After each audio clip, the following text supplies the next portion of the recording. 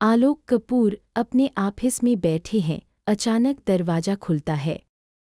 क्या मैं अंदर आ सकती हूँ सर?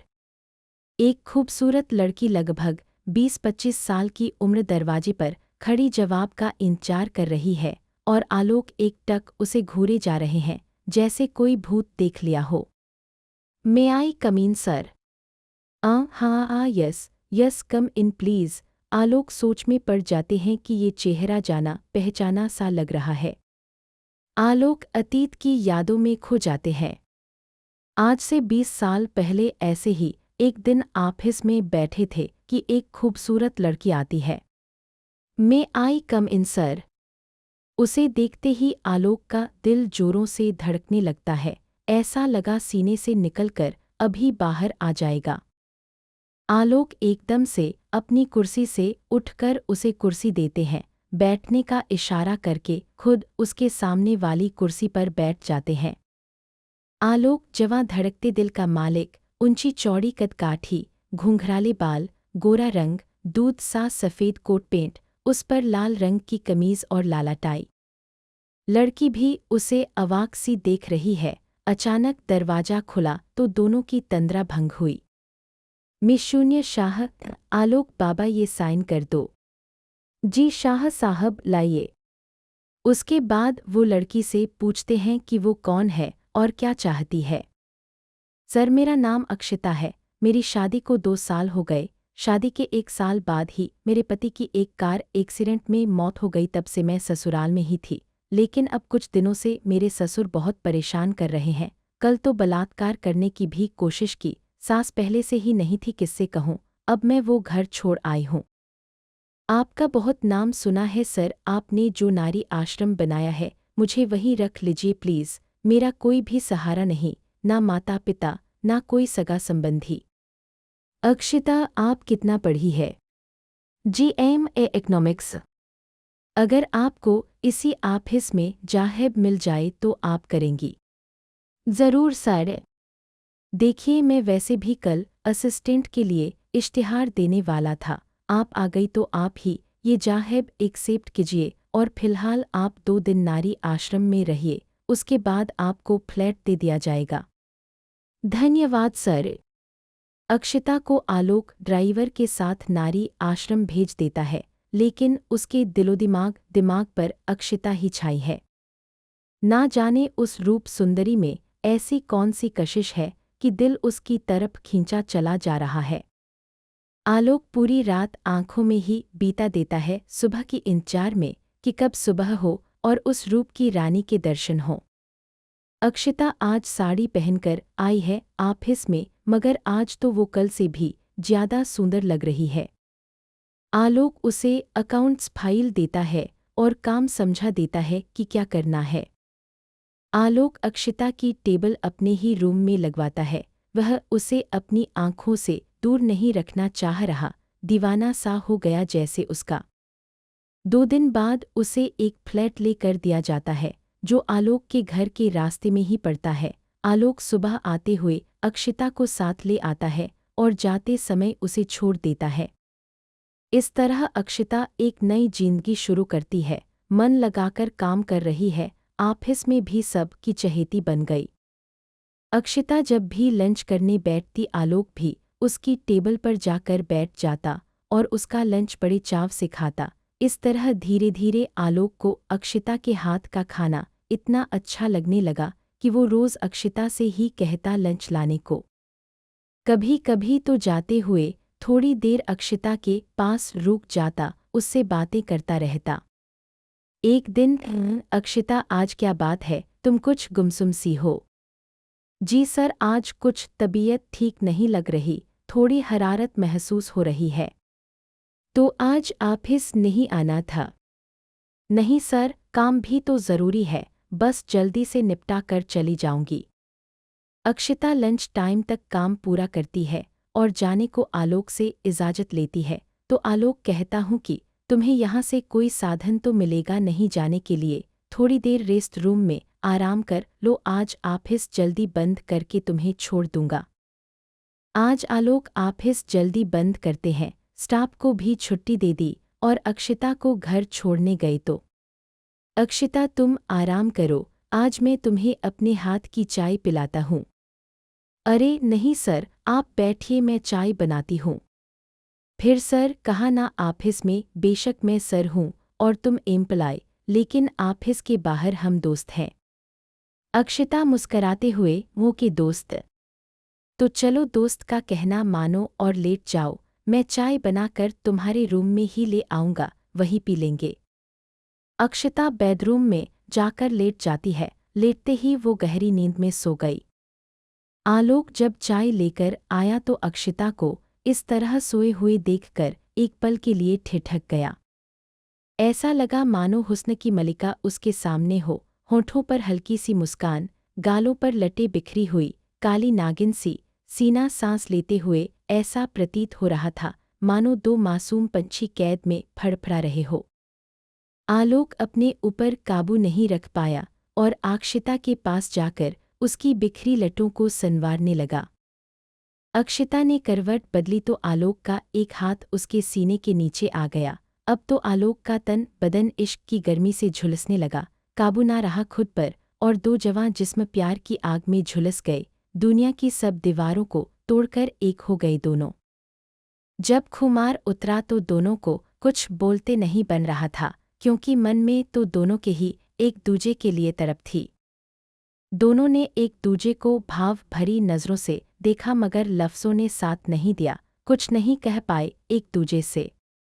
आलोक चुपचाप अपने घर चला गया। अगले दिन से सब कुछ वैसा ही चल रहा था, लेकिन दोनों के मन में जैसे कुछ था कहने को, पर जुबां साथ दे तब ना। 1 महीने बाद, आलोक मुझे कुछ कहना है। मैं जानता हूँ, मैं भी तुमसे कुछ कहने की कोशिश कर रहा था, लेकिन लफ्ज़ साथ नहीं दे रहे थे। Akshita, I love you. ऐसा लगा अक्षिता का दिल अभी उछलकर बाहर आ जाएगा। आलोक, तो अब हमें इस प्यार को कोई नाम देना चाहिए, क्योंकि हमारा प्यार मेरी कोख में आ चुका है।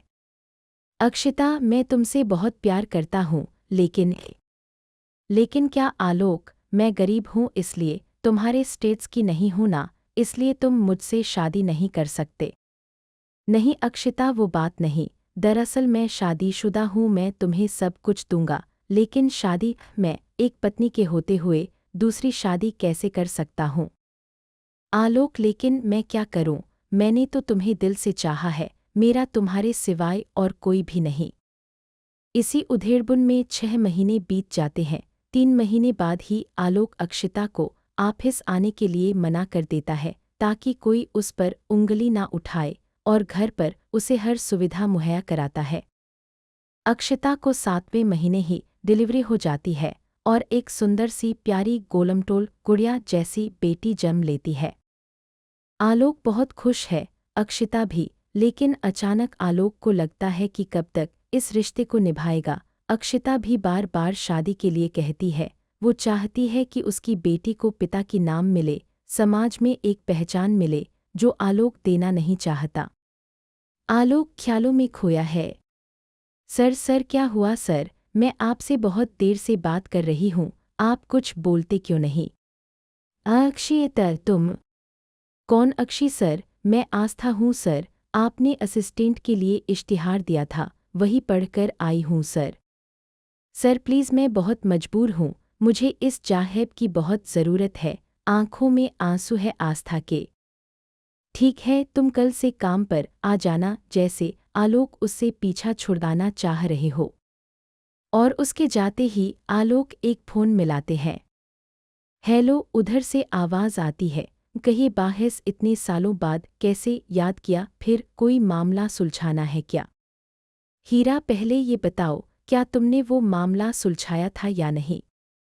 कैसी बात करते हो बाहिस, भला हम आपसे दगा करेंगे क्या, सब सेटल कर दिया था। और बच्ची, वो भी सुलझा दिया था।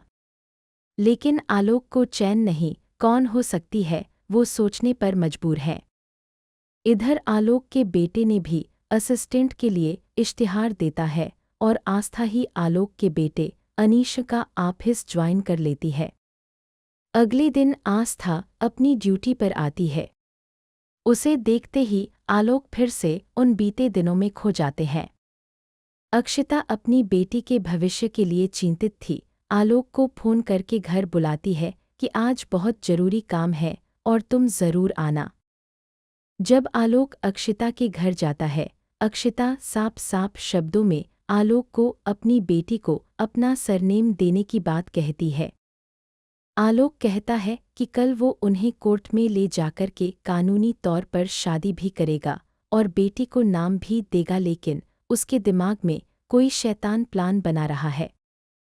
अगले दिन अक्षिता के पड़ोस में शोर मच गया कि अक्षिता ने आत्महत्या कर ली है और बच्ची का भी कुछ पता नहीं। पड़ोसी आलोक को फोन करते हैं। वो ये समझते हैं कि आलोक अक्षिता का पति है और वो कहीं दूसरे शहर नौकरी करता है, इसलिए कभी कभी आता है। आलोक आकर बहुत चीख चिल्ला रहा है, हाय मेरी अक्षी ऐसा नहीं कर सकती, वो आत्महत्या क्यों करेगी?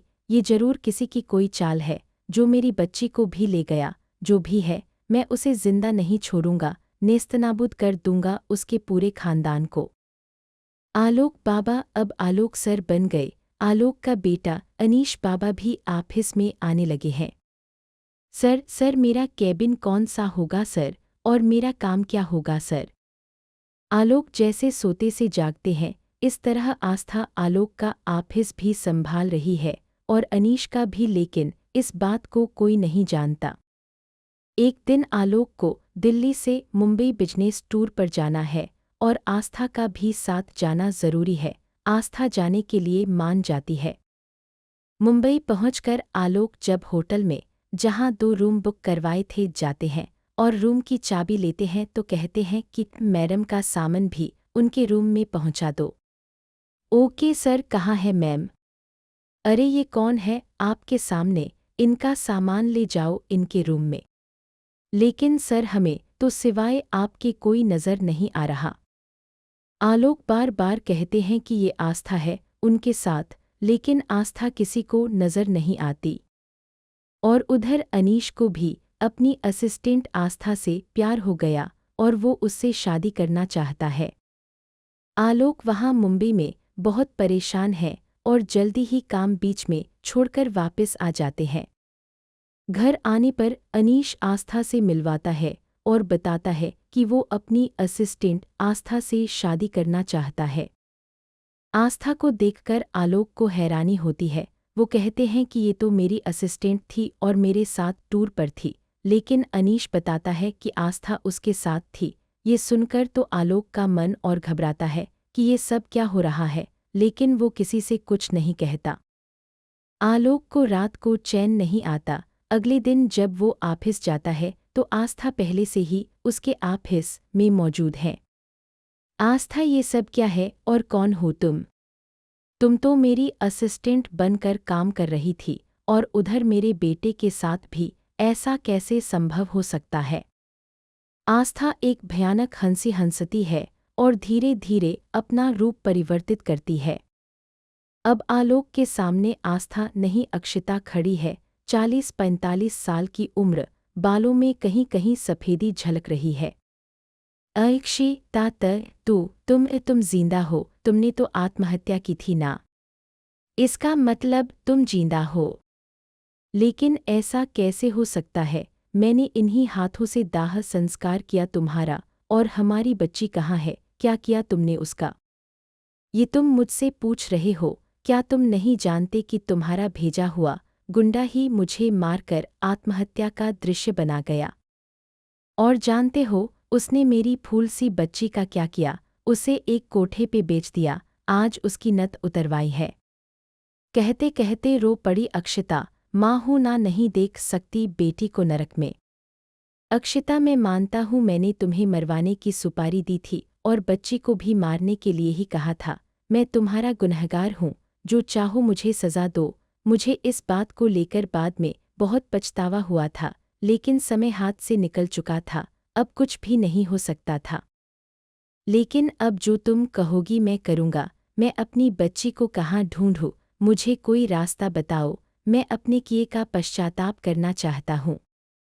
अक्षिता आलोक को उस कोठे पर ले जाती है और आलोक अक्षिता और अपनी प्यार की निशानी को उस वेश्या से मुंह मांगी कीमत देकर खरीद लेता है। उसे अपने साथ घर लाता है। बेटी तुम घबराओ नहीं, ये तुम्हारा ही घर है, और बेटे और पत्नी को सब कुछ बता देता है। फिर कानूनी तौर पर उसे अपनी बेटी स्वीकारता है और उसका नाम अक्षिता रखते हैं, और अक्षिता अपनी बेटी को उसके घर पहुंचाकर खुशी खुशी वापस अपनी दुनिया में लौट जाती है। आज एक माँ की आत्मा को शांति मिल गई और आलोक की पलकें खुशी से भीग गई। दोस्तों, कहानी अच्छी लगी हो तो चैनल को लाइक, शेयर और सब्सक्राइब करें।